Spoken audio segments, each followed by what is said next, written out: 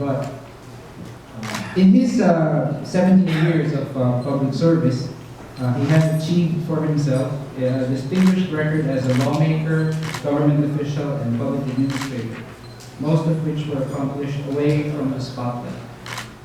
At the very young age of 23, he was elected Vice Governor of Ilocos Norte. In 1992, he was elected to Congress as the representative for the 2nd District of his home province of Ilocos Norte. In 1998, he became its governor, where he served for 3 consecutive terms. In his 9 years as governor, he transformed Ilocos Norte into a first-class province, showcasing its natural and cultural tourism destination areas, as well as its pioneer wind power technology that serves as an alternative source of energy for the needs of the province and neighboring towns. In 2007, he was elected back to the House of Representatives, where he served as Deputy Minority Leader. In 2010, our Speaker won a seat in the Philippine Senate, placing 7th overall and first of 2 real Senate newcomers. Presently, he chairs the Senate Committee on Local Government and the Committee on Urban Planning, Housing, and Resettlement. He is a member of several other committees. Our Speaker earned his bachelor's degree in political science, philosophy, and economics from the Oxford University. He obtained his master's in business administration from the Wharton School of Business. Ladies and gentlemen, the Honorable Senator Ferdinand Bongbong Marcos Jr. Thank you very much for that very thorough and kind introduction, because I was talking with Yusek Panadero, 17 years in public service. I think it's been a little more, but I'll take 17 because that makes me a little younger. The program manager, of course, and our partner in the drive for decentralization, Dr. Herwin Meyer, Congressman Rodante Marcoleta, my colleague from the lower house, and also Yusek Ostir Panadero, who I work with. We work together very closely in many of the issues of local government. Ladies and gentlemen, all the distinguished resource persons at the International Conference of the German Development Corporation, the heads and staff of the UP Center for Local and Regional Governance, ladies and gentlemen, good morning. First of all, I consider it an honor to have been invited to speak to you this morning for this very important international conference on the decentralization program of the German Development Corporation, or GIZ. This is the 10th year of the German government's support to the program on good local governance and decentralization in the Philippines. And I certainly hope that this will not be the last, as this is indeed a very significant contribution and assistance to the development efforts of the Philippines focused on improving local governance.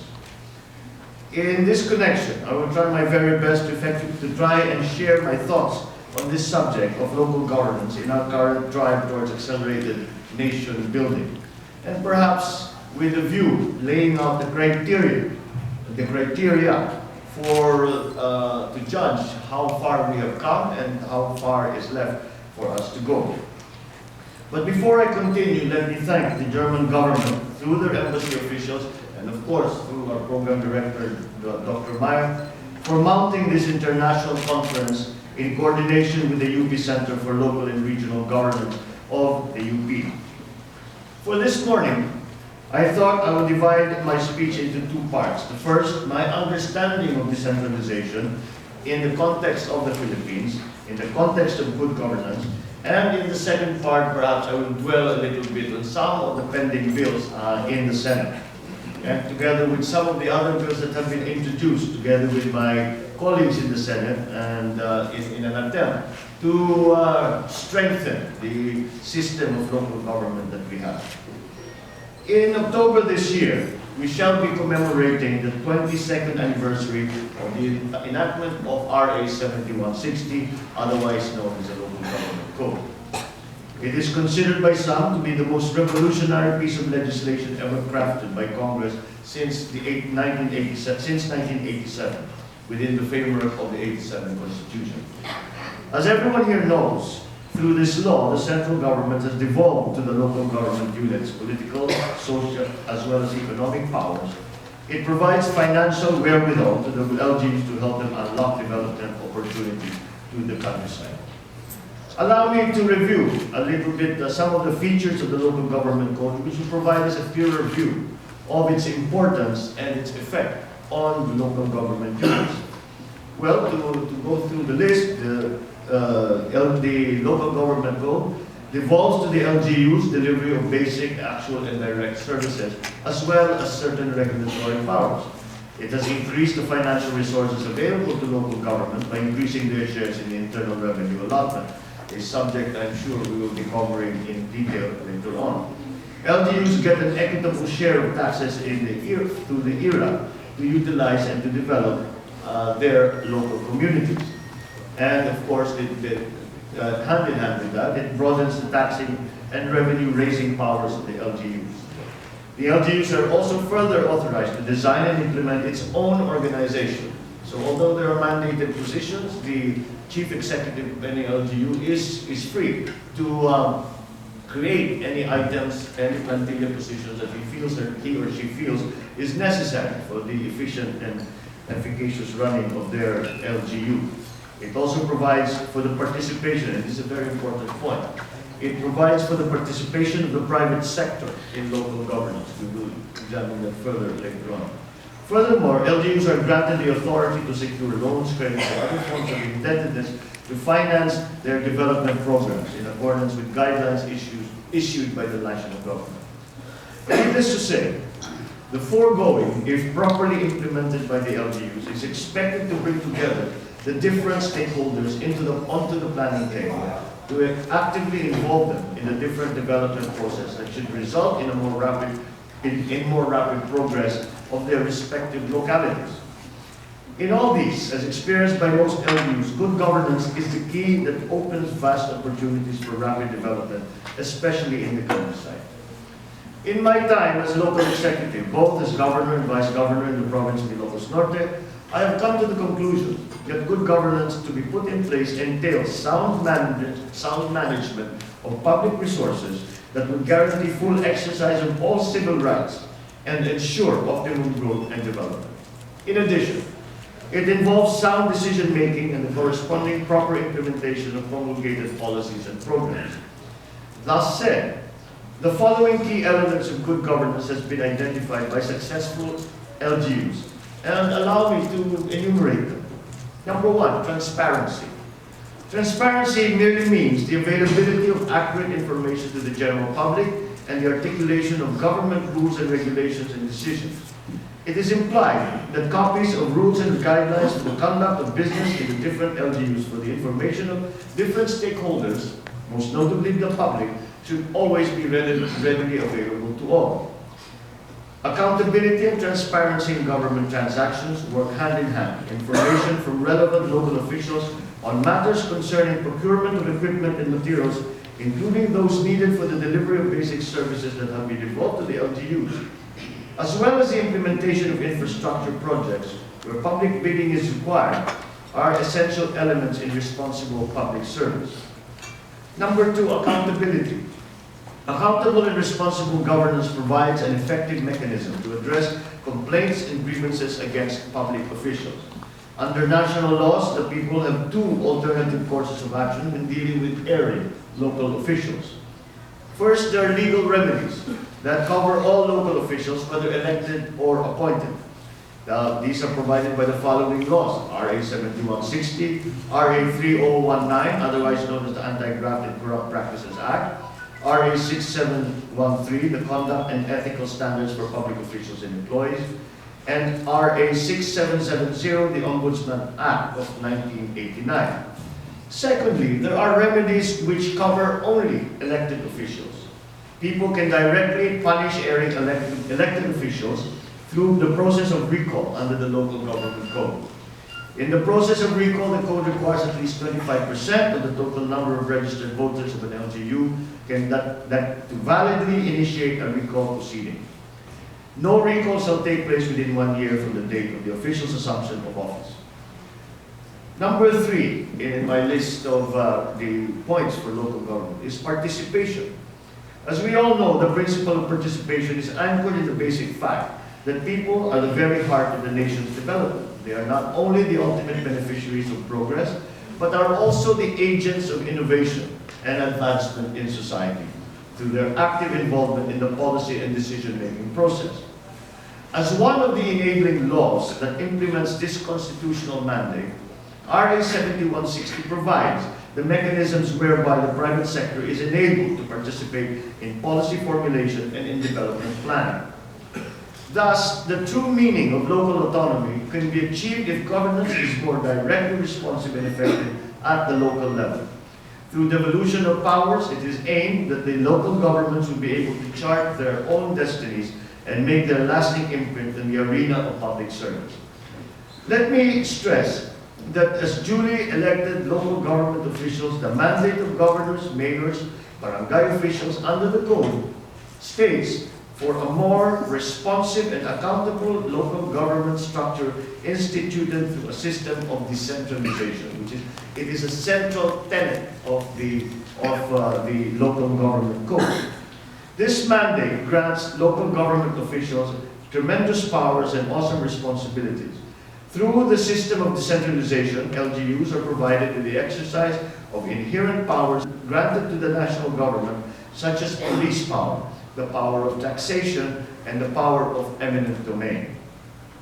These expanded powers are granted to local governments under the 1987 Constitution as a means of measuring of ensuring that local governments, through their local officials, are held primarily responsible for their security, social services, and economic development.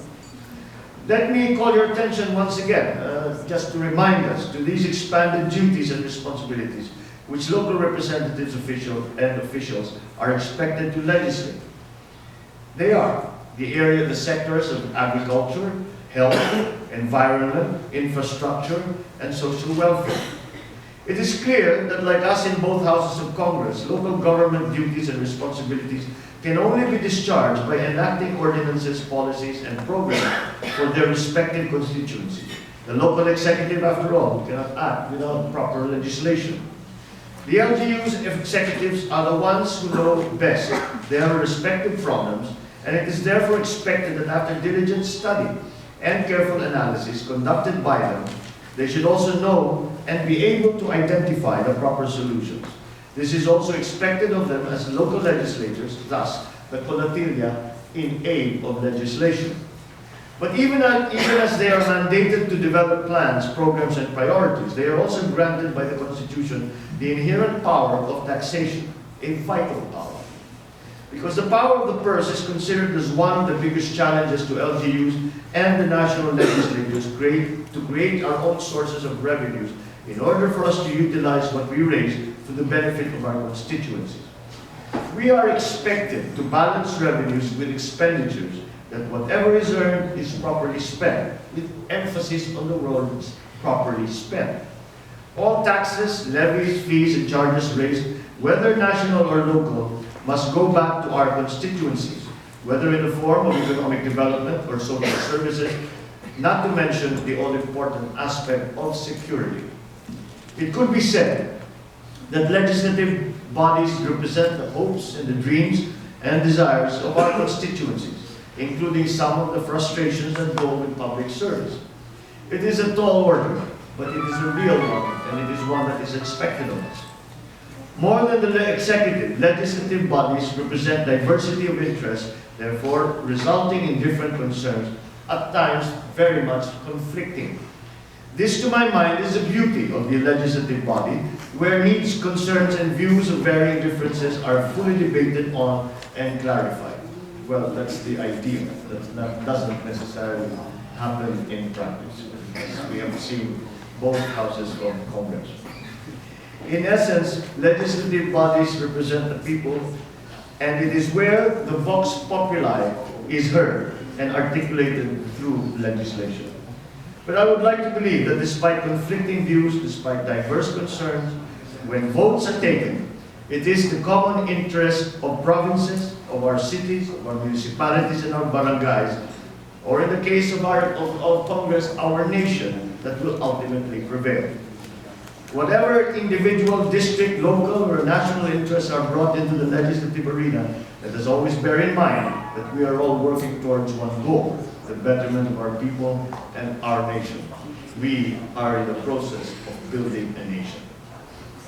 Allow me now to enumerate the specific bills that the Senate Committee on Local Government, under my chairmanship, has initiated and or have been deliberating in these past 3 years with respect to the pertinent provisions of the 1991 Local Government Code. There is a continuing process of examination underway within my committee, with consultation, of course, with the DILG, with the inputs from the program that we are talking about today, and certainly the inputs from the framers of the Local Government Code, most specifically the author, Senator Nene Pimentel. There is a continuous ongoing, we are working together with all these stakeholders, with all these people, to try and examine what are the things that need to be amended in the Local Government Code. And to that end, we are seeing some of the bills that you can see through the bills that have been filed to amend the Local Government Code, where the interest lies, where the problems may be, and why we are trying to fix those problems. As an example, the bills that are pending in committee, we have Senate Bill 3296, which is the proposed measure which your humble representation authored, seeking to change the term of barangay and sangguniang kabataan officials from 3 years to 5 years. The rationale for this is to give the barangay and sangguniang kabataan officials a longer period of time to pursue their plans and programs of development. All local executives are unanimous in admitting that 3 years is just too short. And when we say that 3 years is just too short, it doesn't merely apply to barangay officials, but I think you will hear that complaint from all of us elected officials. Another bill that is pending is Senate Bill number 1101, that has, which aims to cure the defects in the present system where 40% share of the gross collection from national taxes of the government are not fully remitted to local government units concerned. It is the intention of this bill to ensure that each local government unit shall receive its just share from national wealth taxes. Justice and fairness dictates it. Well, this is also again, you will find that in every Congress, there are pending bills to change the structure of the ERA payments to the local government and the structure of the ERA payments that are retained by the national government. This is in recognition of the fact that local governments generally cannot operate on a deficit. Local governments cannot operate on a deficit like the national government can. Therefore, it's cash in, cash out. It's that simple. The accounting is cash-based, and it is very simple in that we cannot spend what we have not collected or we have not received from the national government. It is that simple. But it is also known that every local government is operating at its fiscal limit, and you will not. I would be very, very surprised if you find an LGU, perhaps maybe one of the richer ones like Makati or Quezon City or Taguig. But aside from those exceptions, I think you will find that every local government is operating with a zero balance at the end of the fiscal year, and we do not see any LGUs with savings, and that's simply because there is so much load put upon them, and we expect so much from them. And in fact, we mandate, at the national level, so many functions to the local government, and that takes up all their time and all the funding that they have available. Hence, this continual effort to increase that funding. Now, we were discussing earlier that, with some of the resource persons, the dichotomy in that problem, because as much as we would like to give them all the money that we can, there is also the idea that we must wean our local governments away from dependence of the ERA, from the ERA. As a matter of fact, the example that I cited is that when we were examining the conversions to cities, from municipalities to cities, one of the most important criteria that we looked at was dependence on era. If, for example, you are at the level of Makati, I think we had one of the hearings, the treasurer explained to us that they are dependent on their era for 6% of their income. In other words, they can do without it. So we look at that figure and we say that these are strong LGUs, can stand on their own without assistance from national government. However, as a more practical number, maybe 50%, 40%, 30% dependence on era, which is already an acceptable level of shall we say, fiscal independence.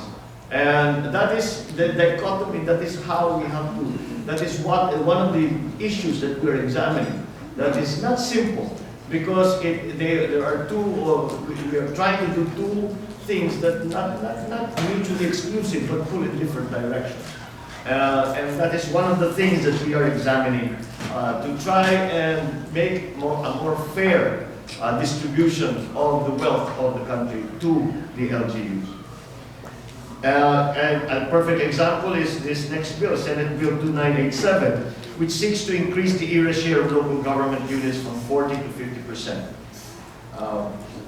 As a matter of fact, this bill not only seeks to increase the era share from 40 to 50%, but also increase the tax base, where I think everyone knows the ongoing argument as to what does national collections mean.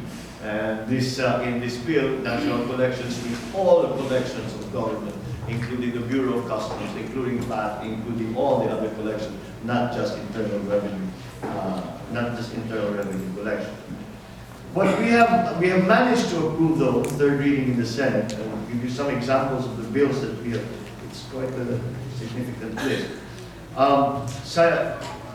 Senate Bill 2929, which was another bill authored by this committee chair to amend Section 61 of RA 7160. In essence, it provides that the complaint against any elective official of a component city or municipality should be filed before the Sangguniang Panlalawigan and not before the office of the President. This is again an effort to bring down the decision-making process. There is, at the very end of the last Congress, or this Congress, was filed House Bill 6567, which is, it is now second reading. It is an important piece of legislation, and it proposes that all elected barangay officials shall be granted retirement compensation equivalent to 1 year's pay. This is another attempt to strengthen the grassroots level of our bureaucracy, of our government. We know that the barangay officials receive some allowances, but what about the barangay tanons? What about the barangay health workers? What about the lupon? What about all of the other? What about all of the other barangay workers who do not receive any kind of compensation and do not qualify, because in GSIS the requirement is that you have worked in government for 15 years. Well, with the terms of 3 years and 3-year terms, they will never get to 15 years, and that is why we need to also attend to that.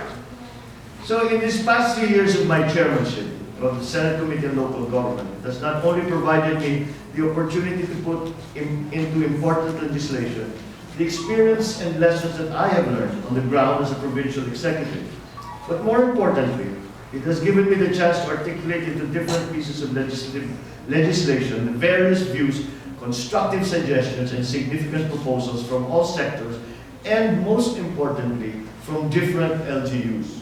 It is remarkable that when legislation is being debated that will concern LGUs, their functions, their funding, etc., that very little consultation is made with the actual LGUs. And that is why there are several pieces of legislation that look very good and well meant on paper, but they show it to a local executive and they will immediately tell you this will not work on the ground for these several reasons. I can even cite you specific examples later on. What I try to do is to bring in the actual stakeholders, not only the LGUs, but even the cooperatives, the organizations, the associations, because it is they who are going to be affected by the things that we do in the Senate and in the House. So it's an attempt to make the local government code, to make government more relevant and more responsive, as well as being in tune with the exigencies and demands of the ever-increasing development requirements of the various levels of local government. If indeed these proposed amendments will see eventual passage in Congress, there is no doubt that decentralization and the granting of local autonomy in its most effective form and substance will contribute to the greater socio-economic development of our nation and further the much-needed political maturity and productivity of our people. On this note, let me thank you all again for having invited to speak to you before you today, and allow me to wish you the best as you proceed with the rest of this conference. And thank you very much.